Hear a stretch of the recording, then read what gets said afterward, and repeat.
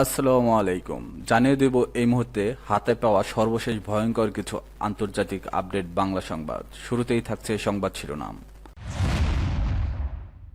শুরুতেই জানিয়ে দেব পারমাণবিক স্থাপনাগুলো ভয়াবহভাবে ক্ষতিগ্রস্ত হয়েছে, জানিয়েছে ইরান। জানিয়ে দেব ইরান সাহসিকতার সঙ্গে লড়ছে, বললেন ডোনাল্ড ট্রাম্প। এরপর রয়েছে 10টি পারমাণবিক বোমার রসদ সরিয়ে ফেলেছে ইরান। সর্বশেষ থাকছে ন্যাটো সম্মেলনে ঐতিহাসিক সিদ্ধান্ত নিল 32 দেশ। শুনছিলেন সংবাদ শিরোনাম, এবার বিস্তারিত। প্রিয় দর্শক, আপনি যদি এই চ্যানেলে নতুন হয়ে থাকেন, ভিডিওটি দেখতে দেখতে চ্যানেলটি সাবস্ক্রাইব করে আমাদের সাথেই থাকুন। পারমাণবিক স্থাপনাগুলো ভয়াবহভাবে ক্ষতিগ্রস্ত হয়েছে, জানিয়েছে ইরান। যুক্তরাষ্ট্র ও ইসরায়েলের হামলায় ইরানের পারমাণবিক স্থাপনাগুলো ভয়াবহভাবে ক্ষতিগ্রস্ত হয়েছে বলে জানিয়েছে তেহরান। আল জাজিরার খবরে বলা হয়, ইরানের পররাষ্ট্র মন্ত্রণালয়ের মুখপাত্র ইসমাইল বাঘাই পারমাণবিক স্থাপনাগুলো ক্ষতিগ্রস্ত হওয়ার কথা জানান। যুক্তরাষ্ট্র ও ইসরায়েলের হামলায় ইরানের পারমাণবিক স্থাপনাগুলোর অবস্থা সম্পর্কে জিজ্ঞেস করা হলে ইসমাইল বাঘাই বলেন, হ্যাঁ, আমাদের পারমাণবিক স্থাপনাগুলো ভয়াবহভাবে ক্ষতিগ্রস্ত হয়েছে। তিনি আরও বলেন, এটা নিশ্চিত, কারণ এগুলোর উপর একের পর এক হামলা হয়েছে।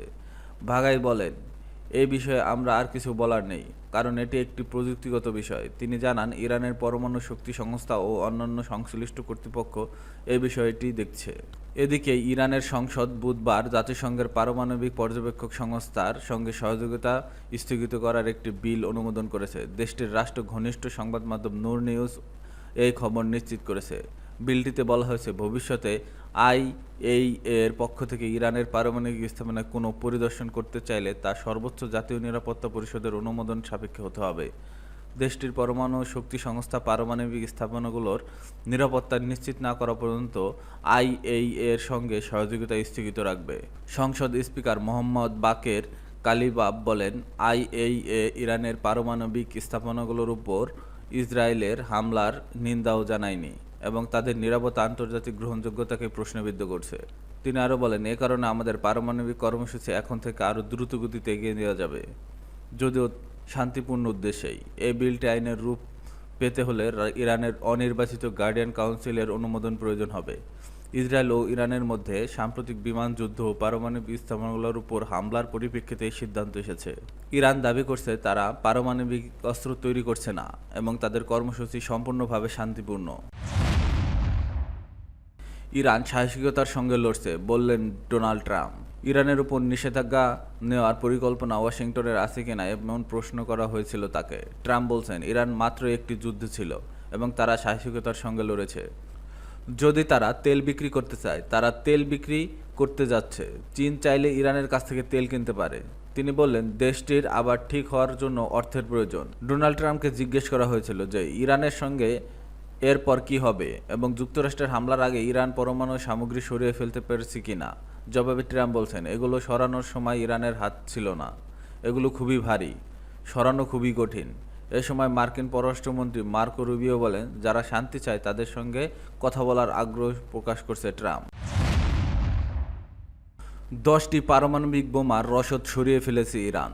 ফাঁকা মাঠে গোল দিয়েছে মার্কিন প্রেসিডেন্ট ডোনাল্ড ট্রাম্প। মিসৌরির হোয়াটসম্যান ঘাঁটি থেকে টানা 18 ঘন্টা উড়ে এসে ইরানের 3 পারমাণবিক স্থাপনায় হামলা নিছক পণ্ডশ্রম। 125 বিমানের লম্বা বহর নিয়ে B-2 স্টিলথ বোমার বিমানের হামলা শুধুই লোক দেখানো, তার আগেই ইউরেনিয়াম উধাও। 1-200 কেজি নয়, 408.6 কেজি ইউরেনিয়াম সরিয়ে ফেলেছে বলে মন্তব্য করেছেন খোদ মার্কিন ভাইস প্রেসিডেন্ট জেডি ভ্যান্স, যা দিয়ে অন্তত 10টি পারমাণবিক বোমা বানানো যায়। সোমবার এবিসি নিউজকে দেওয়া এক সাক্ষাৎকারে এই অভিযোগ তোলেন ভ্যান্স। এর আগে অবশ্য ইসরায়েলের গোয়েন্দা সংস্থা মোসাদ বলেছিল, আগামী 2 সপ্তাহের মধ্যে পারমাণবিক বোমা বানিয়ে ফেলবে ইরান। Economic Times. শনিবার ভোররাতে মার্কিন হামলার আগে তোলা স্যাটেলাইট ছবিতেও সেই প্রমাণ স্পষ্ট হয়ে উঠেছে। ছবিতে ইরানের ফোর্দো পারমাণবিক কেন্দ্রের বাইরে 16টি ট্রাক সারি দেখা গেছে, যা পাহাড়ের ভেতরে নির্মিত বেশিরভাগ ক্ষেপণাস্ত্র হামলার জন্য অরক্ষিত বলেই মনে করা হচ্ছে। প্রশ্ন উঠেছে ইরানের পারমাণবিক স্থাপনাগুলোর হামলার সফলতা নিয়েও। যুক্তরাষ্ট্রের গোপন গোয়েন্দা প্রতিবেদন বলছে, হামলায় পারমাণবিক স্থাপনার কোনো ক্ষয়ক্ষতি হয়নি। এনডিটিভির নিউ ইয়র্ক টাইমস। হামলার মাত্র 3 দিনের মাথায় পেন্টাগন এই নতুন তথ্য জানাচ্ছে, তবে হোয়াইট হাউস গোয়েন্দাদের এই মূল্যায়নকে সম্পূর্ণ ভুল বলে আখ্যা দিয়েছে। এটি প্রেসিডেন্ট ডোনাল্ড ট্রাম্প হেয় করার চেষ্টা।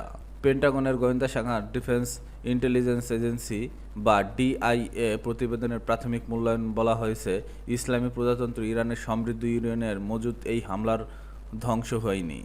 আন্তর্জাতিক গণমাধ্যম বিবিসিকে এ তথ্য জানিয়েছে যুক্তরাষ্ট্রের গোয়েন্দা ইউনিটের সদস্যরা। পেন্টাগনের গোয়েন্দা শাখা ডিফেন্স ইন্টেলিজেন্স এজেন্সির প্রতিবেদনে বলা হয়েছে, ইরান সেন্ট্রিফিউজগুলো প্রায় অক্ষত রয়েছে এবং ক্ষয়ক্ষতি মূলত স্থলভাগের অবকাঠামোতেই সীমাবদ্ধ রয়েছে। এছাড়া ইরানের 2টি পারমাণবিক স্থাপনার প্রবেশপথ বন্ধ হয়ে গেছে এবং কিছু অবকাঠামো ধ্বংস বা ক্ষতিগ্রস্ত হয়েছে, তবে ভূগর্ভস্থ মূল স্থাপনাগুলো অনেকটাই অক্ষত রয়েছে। গোয়েন্দা সূত্র মার্কিন সংবাদ মাধ্যমগুলোকে বলেছে, যুক্তরাষ্ট্র ইরানকে কয়েক মাস পিছিয়ে দিয়েছে মাত্র। ইরান পারমাণবিক কর্মসূচি পুনরায় শুরু করার বিষয়টি নির্ভর করবে দেশটির খনন এবং মেরামত করতে কত সময় নেয় তার উপর।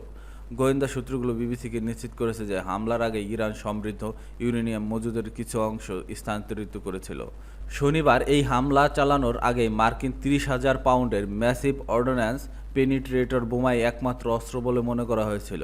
এই হামলার কয়েক ঘন্টা পর জয়েন্ট চিফ অফ স্টাফসের চেয়ারম্যান জেনারেল ড্যান কেইন সাংবাদিকদের জানান, সব স্থাপনায় চরম ক্ষয়ক্ষতি ও ধ্বংস হয়েছে।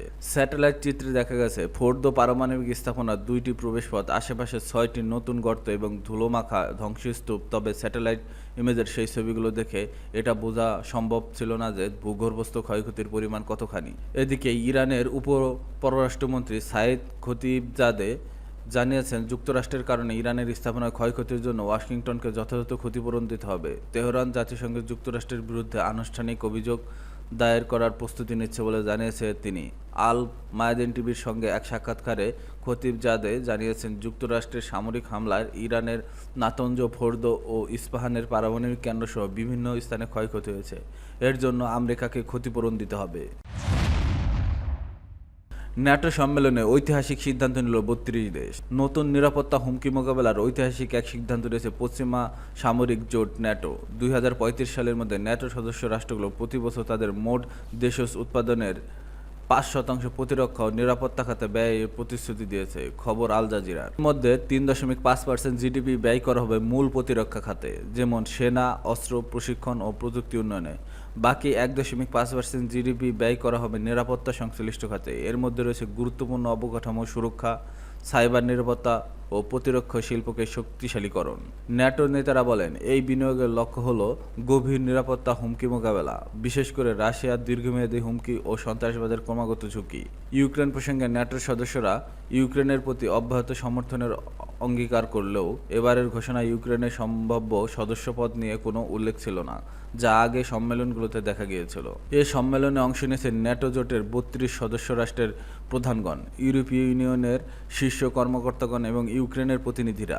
উল্লেখযোগ্য ব্যক্তিদের মধ্যে ছিলেন মার্কিন প্রেসিডেন্ট ডোনাল্ড ট্রাম্প, যুক্তরাজ্যের প্রধানমন্ত্রী কিয়ার স্টারমার, কানাডার প্রধানমন্ত্রী মার্ক কার্নি, ফ্রান্সের president Emmanuel Macron, German chancellor Friedrich Merz, ইতালির প্রধানমন্ত্রী জর্জিয়া মেলোনি, তুরস্কের প্রেসিডেন্ট রিসেপ তাইয়েপ এরদোগান, ইউক্রেনের প্রেসিডেন্ট ভ্লাদিমির জেলেনস্কি, ইউরোপীয় কমিশনের সভাপতি উর্সুলা ভন ডার লায়েন। এছাড়াও অংশ নেয় আলবেনিয়া, বেলজিয়াম, বুলগেরিয়া, ক্রোয়েশিয়া, চেক প্রজাতন্ত্র, Denmark, Estonia, Finland, Greece, Iceland, Latvia, Lithuania, Luxembourg, Montenegro, North Macedonia, Norway, Poland, Portugal, Romania, Slovenia ও সুইডেনের সরকার প্রধানরা। সম্মেলনে স্পষ্ট করে দিয়েছে, ন্যাটো একটি ঐক্যবদ্ধ শক্তি হিসেবে ভবিষ্যতের চ্যালেঞ্জ মোকাবেলা সম্পূর্ণ প্রস্তুত এবং প্রতিরক্ষা ব্যয় বৃদ্ধির মাধ্যমে নিজেদের আরও শক্তিশালী করতে দৃঢ় প্রতিজ্ঞ।